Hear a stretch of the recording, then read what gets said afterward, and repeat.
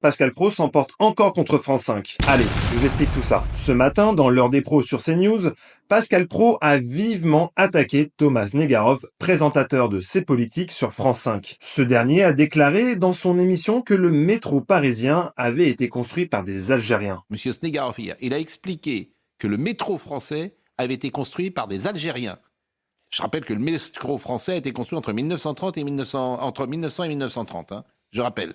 Et écoutez cette séquence parce que ça en dit long sur le bourrage de crâne qui existe sur le service public. À la demande des Français, des entreprises françaises, hein, puisque tout ça date des années 50-60. Oh, même avant, le métro parisien a été construit par des Algériens. Voilà. Le métro français maintenant a été construit par des Algériens.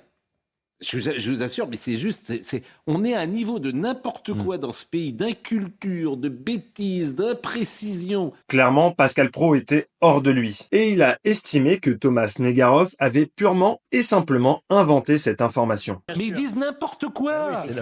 Il dit n'importe quoi, ce monsieur. On a rectifié. C'est l'idée que la France a été faite par les étrangers, qu'elle sera régénérée par les étrangers, que tout le monde est étranger en France, et qu'en réalité, c'est toujours la même chose. l'idéologie. Il n'y a pas de peuple, il n'y a pas de Français de souche, ça Mais en n'existe 39, pas tout. Bon, il est temps de vérifier un peu toutes ces informations. Qui dit vrai, qui dit faux. Déjà, oui, les premiers métros ont été construits à la fin du 19e siècle et la présence d'immigrés africains était très faible.